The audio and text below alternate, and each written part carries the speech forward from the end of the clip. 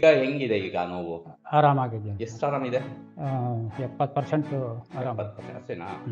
ಹ್ಮ್. ಮೊದ್ಲಿಗೂ ಇವಾಗೂ ಏ, ಚೆನ್ನಾಗಿದ್ದೀನಿ. ಚೆನ್ನಾಗಿದೆ. ಹಾಂ.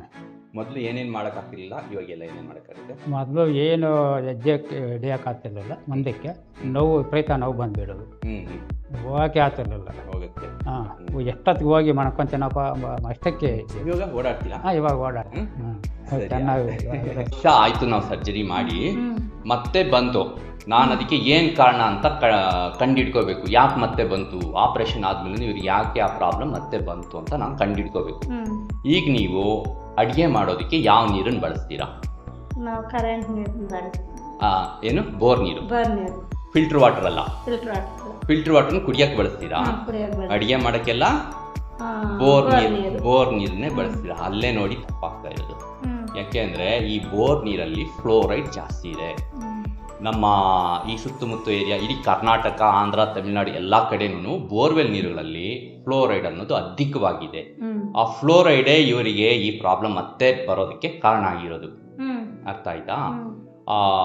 ಆಮೇಲೆ ಒಂದು ಗೊತ್ತಾಯ್ತು, ಬೇರೆ ಇನ್ನು ಕಾಫಿ ಟೀ ಕುಡಿತಾರ ಜಾಸ್ತಿ?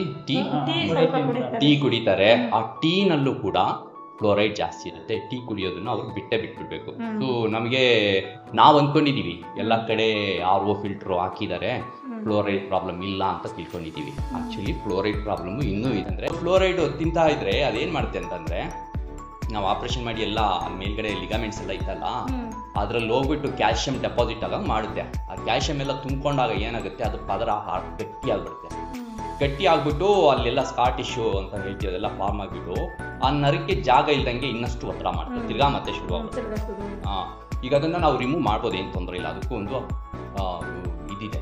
ಸೊ ಅದೆಲ್ಲ ನಾನು ಹೇಳ್ತೀನಿ. ಸೊ ಇನ್ನೊಂದೇನಪ್ಪ ಅಂದರೆ, ನಮ್ಮ ದೇಹಕ್ಕೆ ಈ ಫಿಲ್ಟರ್ ವಾಟರ್ ಕುಡಿಯೋದ್ರಿಂದ ಅದರಲ್ಲಿರೋ ಮೆಗ್ನೀಷಿಯಮ್, ಜಿಂಕು, ಕಾಪರು, ಅಯನು, ಕ್ಯಾಲ್ಸಿಯಂ ಇವೆಲ್ಲ ಒಟ್ಟೋಗಿರುತ್ತೆ, ತುಂಬ ಕಡಿಮೆ ಆಗಿಬಿಟ್ಟಿರುತ್ತೆ. ಅದರಿಂದ ನಮ್ಗೆ 20% ಬರುತ್ತೆ. ಬಟ್ ನಮಗೆ ಮೇಯ್ನ್ ಸೋರ್ಸ್ ಏನಪ್ಪ ಅಂದರೆ ಸೊಪ್ಪು, ತರಕಾರಿಗಳು, ಕಾಳುಗಳು.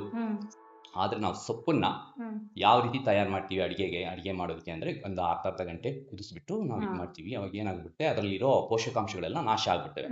ನಾವು ಅದು ಹಾಗೆ ಆಗದೇ ಇರೋಂಗೆ ಏನು ಮಾಡಬೇಕು ಅಂದರೆ, ಸೊಪ್ಪುಗಳನ್ನ ಕ್ಲೀನಾಗೆಲ್ಲ ತೊಳೆದಾದ್ಮೇಲೆ 3 ರಿಂದ 4 ನಿಮಿಷ ಮಾತ್ರ ಬೇಯಿಸ್ಬೇಕು. ಜಾಸ್ತಿ ಹೊತ್ತೂ ಬೇಯಿಸಬಾರ್ದು. ಯಾಕೆಂದ್ರೆ ಅದ್ರಲ್ಲಿ ಸ್ವಲ್ಪ ವಿಟಮಿನ್ಗಳು ಇರಬೇಕು. ವಿಟಮಿನ್ C, ಫಾಲಿಕ್ ಆಸಿಡು, ಇವೆಲ್ಲ ಇದ್ರೇನೆ, ಬಿ ಕಾಂಪ್ಲೆಕ್ಸ್ ವಿಟಮಿನ್ಗಳೆಲ್ಲ ಇರುತ್ತೆ ಅದರಲ್ಲಿ. ಅವು ಇದ್ರೇನೆ ಈ ಮಿನರಲ್ಸ್ನ ನಮ್ಮ ದೇಹಕ್ಕೆ ಸೇರ್ಕೊಳ್ಳೋದಕ್ಕೆ ಸಹಾಯ ಮಾಡೋದು. ಅದ್ರಲ್ಲಿ ಮಿನರಲ್ಸ್ ಅದು ಚೆನ್ನಾಗಿದ್ರೆ ನಮ್ಮ ದೇಹದಲ್ಲಿ ಈ ಡಿಸ್ಕ್ ಪ್ರಾಬ್ಲಮ್ ಬರೋದಿಲ್ಲ. ಆಯ್ತಾ?